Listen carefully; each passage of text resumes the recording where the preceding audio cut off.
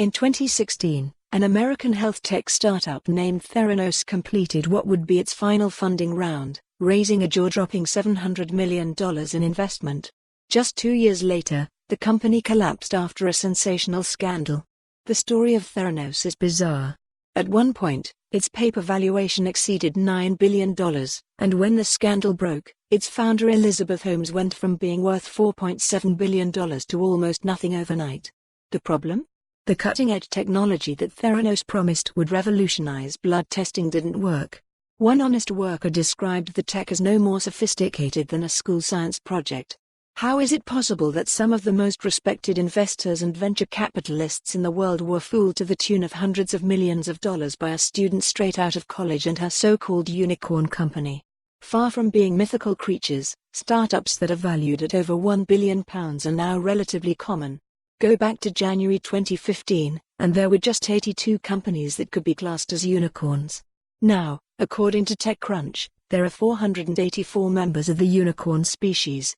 Sadly, this is not down to 4 of the most innovative years in technological history.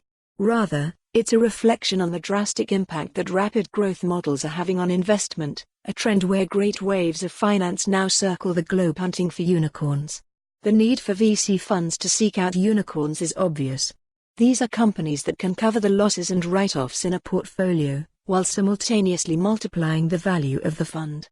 Yet, those who remember the .com bubble of the late 90s should not be alone in viewing the huge rise of new companies valued above £1 billion as a clear sign of something troubling within the market. Theranos is a dramatic cautionary tale in its own right, but it is also a symptom of a model that is broken to its very core. This is a model where a few select companies attract mountains of private capital, while 95% of VC-backed firms are not profitable and at least 75% fail, never to return any cash to investors. Unicorns instead represent a bet. They are a financial game played behind the smoke and mirrors of the investment industry. Often, they fail to live up to expectations. The recent rejection of WeWork by public capital is a clear reflection of the issues of overvaluation in the private arena. The aim of unicorns is to swell in size from private capital and then challenge existing markets. They do so by being disruptive, a term that is now used positively. They play the game aggressively, ignore the rules, and undercut the market.